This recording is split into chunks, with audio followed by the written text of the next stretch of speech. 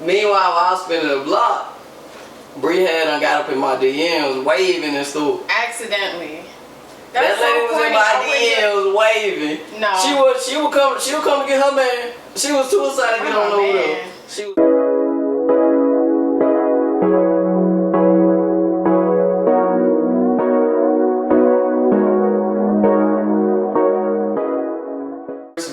First video. Alright. So we're gonna be doing Q&As, basically questions that was asked from our Instagram accounts. Pretty much the questions is like questions we've been getting, like since we've been posting a lot of family content, since we've been married or since we had our daughter. We answering all questions. Ain't no questions going unanswered. So we're gonna start the questions off. Okay, let's see.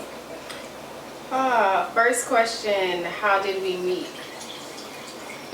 You can tell your version if you want. It's a little, your version's a little off, but we you can start off with it.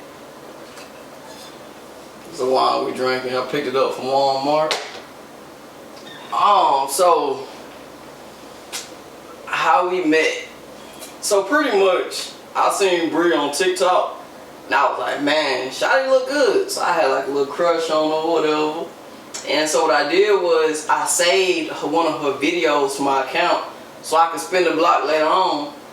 But meanwhile, while I was spinning the block, Bree had got up in my DMs waving and stuff. Accidentally. That lady was in my DMs waving. No. She would come to get her man. She was too excited to get on over there. She was excited, y'all. So. No. So that first part is true. I accidentally waved. So you know when you're scrolling through your notifications, or I don't know exactly how, but you're scrolling and it accidentally sends like a wave thing. I tried to delete it, even though I don't know. I was hoping. She accidentally did what she wanted to do. Look, cause that lady knew. I mean, I went to your page after you liked a bunch of stuff or something. It was something that caught my attention, and I went to your page and I was like, okay, look at this little, this little thing. Ain't been in a little since my stanker book. Girl. Alright, next question we got, bud. Next question. What challenges have you faced since being in the Army? So I am the only one that's in the military. Been in the military going on 10 years, and I guess like the biggest challenges I could say I faced was within the past 3 years I went through some EO issues at work, which is equal opportunity issues, and for me I feel like I took that hard because I don't treat other people like that, you feel me? So like when it was done to me, I really didn't know how to like react or how to deal with it. I know like the training that I done had, I know what I done told my soldiers, but for me, man, I took it hard because I took it like, man, like I don't do people like that. So for somebody to do it to me and for me to be racially profiled, I took it pretty hard because I just feel like everybody should be treated the same, especially when y'all in the same uniform and y'all constantly away from y'all family together and y'all supposed to be really family. So that was the biggest challenge for me. But oh, this is a good one. Here we go. How did you propose? So the way I proposed was, I kind of let Brie know that she was my wife. You feel me? Like I've been knowing for a while you was my wife. I knew you was my wife before you even knew you was my wife. I'm still waiting for a proposal. So married, but I'm still waiting for a proposal. Yes. So I had called her. And I said we gonna go get married. So I had done did the research, and she came into town to see me. I took her on to the courthouse and we got married. That's how you do it. So that's something. It wasn't a question, but I think it'll make sense because you said I came into town. So we were long distance for the first year. Pretty much. The whole pretty much. Yeah. So long distance. Where are you guys from? And I guess you can explain your accent too, because that's something that I know you get a lot of, the accent. You gonna go first? So I'm from New York, Harlem, New York, where I was raised. Came down to the South during college and then stayed after college. But yeah, I'm a New Yorker. Okay. I'm from Augusta, Georgia, 706 all day. But my daddy's side of the family is from Mississippi. So like I used to spend summers out there and pretty much go back and forth between there and Georgia and like wherever else the military took us, because I am also a military brat. So my accent is from pretty much Mississippi and Georgia. So like yes, my voice is just naturally deep. Regardless if I was gonna live the lifestyle I was gonna live or not, my voice is just deep, you feel me? And if you out from that way, like Mississippi, Memphis, you see a lot of females with deeper voice, heavier accents, but that's definitely where it's from. I thought it was fake on that's on TikTok. At first I saw your videos, I said, Augusta, Georgia, baby. Oh, girl. How I be talking. Yeah, it is. Ooh, okay. I should have said this one after the Army one, but how do you balance family time while being in the Army? For me, I think it comes down to like me prioritizing what's important to me. Like, my career is very important to me. I've been in for a while, but also my family is important to me. Like, I know, like, hey, when the job is done, I'm not staying there at no minute longer. I'm going home. Like, I like coming in the house, my old lady mine. I'm talking about I like being underneath this lady in her skin. So it ain't no need for me to stay at them folks' jobs all day. So like, I do what I need to do and I get on up out the door. And I make that known to everybody I work with, you feel me? And if I got an individual I'm working with that's constantly want to stay here to work, I'm starting to ask, hey, what you got going on, man? So the way I balance it is, I put forth the effort that I need to with the military, but I also understand that when the military long and gone, I'm gonna have to go ahead and come on back home to my old lady and my daughter, so yeah. That's how I prioritize. Don't bring it home. Bring it home. Don't bring it home. Oh, don't bring work home. Oh yeah, definitely don't bring work home. Leave it at the door. Especially for me, not being in the military. Mm-hmm. I'm a federal employee, but not in the military. And I don't understand half of it, so, yeah. You know. Yeah, definitely gotta separate that. Alright, how did we start our journey to have our daughter? How did we start the journey? So I guess the first thing, besides like talking about, I guess like in the beginning of the relationship, you know, talking about how many kids we wanted and what kind of life we wanted for our kids, how did we see like our parenting styles and all of that. So after all of the important stuff, the first step was searching a donor. Yeah. I always knew that I wanted to try at home first. So we knew that part. But searching a donor, figuring out what qualities were important to us, and yeah. How is it being first-time parents? I'm in love. I'm obsessed. I've always wanted to be a mom. Anyone that knows me in real life knows that ever since I was little, like, you know, a mom. I wanted a bunch of kids.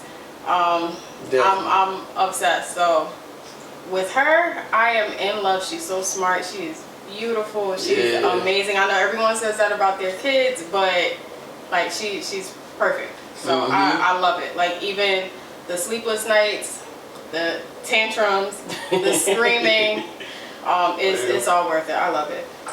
For me, man, that's my little stanker butt, man. That's my partner in crime. Like, you feel me? Like, being a parent is something that's super important to me.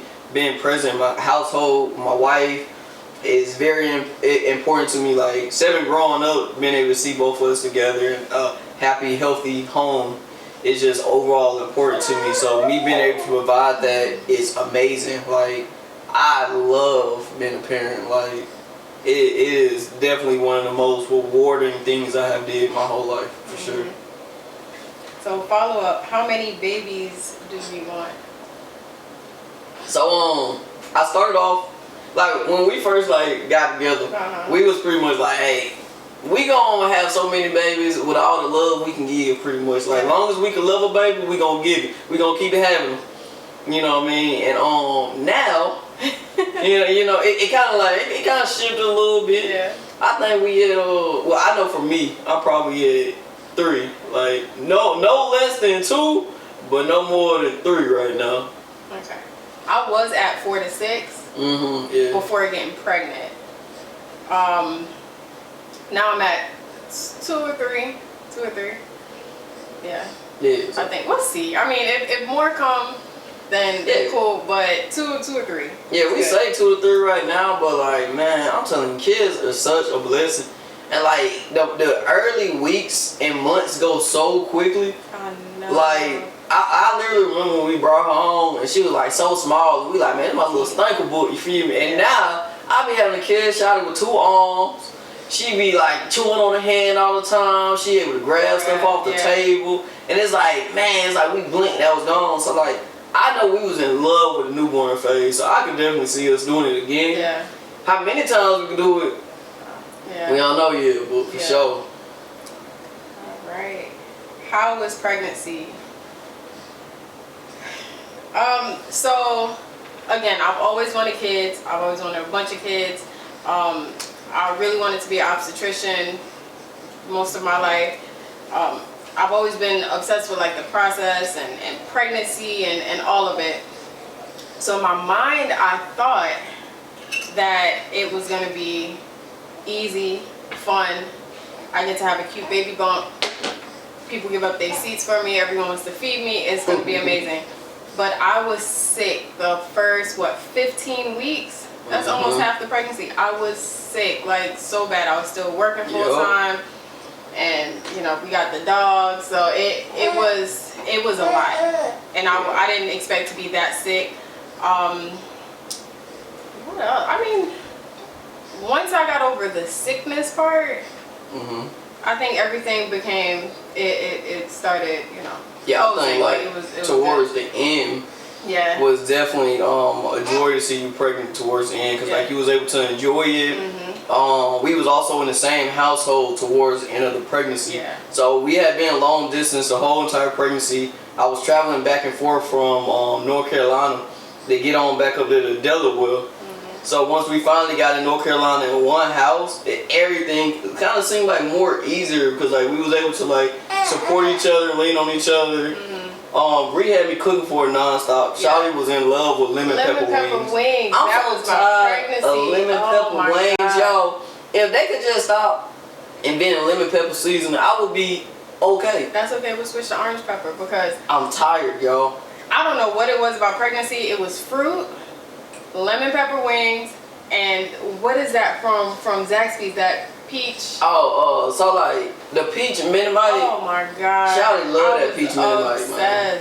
Yeah, you get that with the Zax snack. Yeah. Bree be cool all night, man. You don't hear from her, she be alright. Yeah. So I mean, overall, looking back, like pregnancy was good, but while I was going through it, it was a lot, especially towards the end. It became a lot again, only because I'm a smaller frame person. I'm 5'3". I've always been around 120 pounds.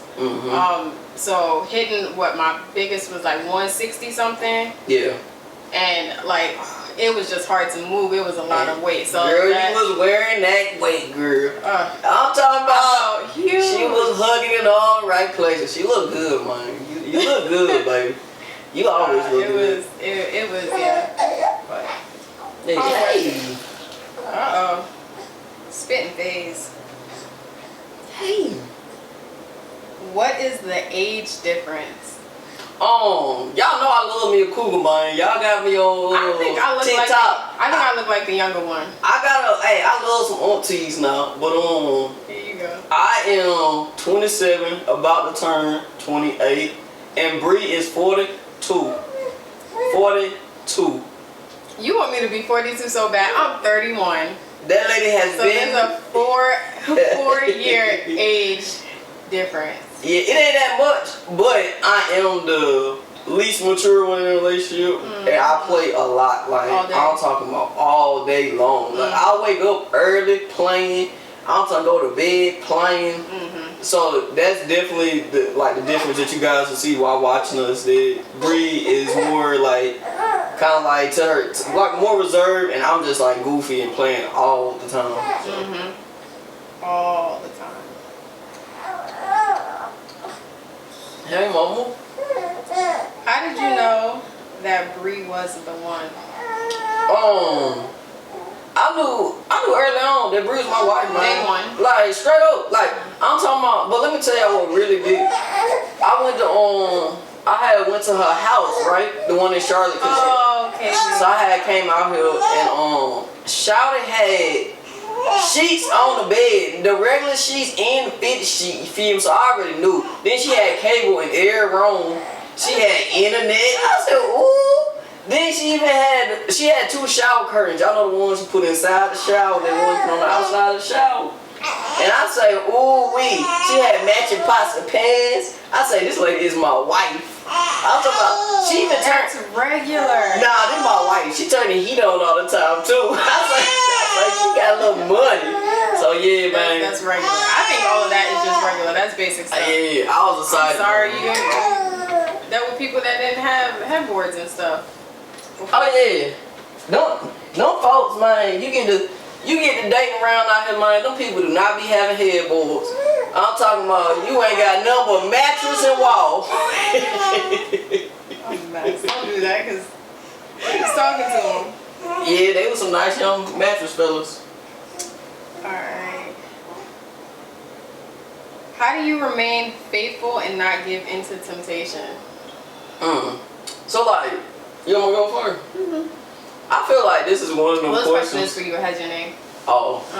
I feel like this is one of them questions that if you gotta ask yourself, you probably shouldn't be with that lady. But I'm gonna tell you the main reasons why I stay faithful and I don't have no problem with temptation. 1, because I love my wife. 2, it ain't none of us out there better than my wife. And if it is, I don't know about it because I ain't putting myself in them situations. So more so like, and then also ask yourself, man, how would you feel if somebody was doing you like me? Whatever she go through, whatever she feel, my little girl gotta feel. I'm just not doing it. He's at the point where you gotta entertain her 24/7. Oh yeah. How to maintain a marriage? Or I guess how do we maintain our marriage? You go first. So I think date nights, like one-on-one quality time, especially with having a baby because our focus, goes a lot to the baby. So having that one-on-one time, drop her off at her grandma's and go pick a place, try some new food or something. So that. I think maintaining for me, well, more so because Bree is very in touch with how she feel, and she ain't finna let nobody treat her any type of way. I think it would be taking care of her mental. You feel me? Like listening sometimes, and like just caring about how she feeling, and like listening to the key things she telling you. Like she telling you she overwhelmed. That's exactly what she mean. Like listen to your partner and. Don't do what you think they need. Just really do what they telling you they need, and that goes such a long way, man. Yeah. Like it goes such a long way because a lot of the time, well, Bree tell me what she need every day. Yep. She don't go no days without telling me what she I'm need holding my tongue. at all. You feel me? So that's very important. And if you're not one of the partners that's telling your spouse what they need, start telling them. Like start telling them straight up, like, hey, this is what I need. This is what you're not doing, because they don't know. You don't read minds. That's important because we're very different. We receive love very differently. We need very different things, and we need to be handled very different. So yeah, because I'm gonna give Bree 1,000 gifts to fix stuff in my head. That's what I would think she need, because I'm a gift giver. But man, shawty, so you can just clean the house, and as long as she had to come downstairs, clear head space, she good to go. Yeah, because I could buy a gift myself. Yeah. But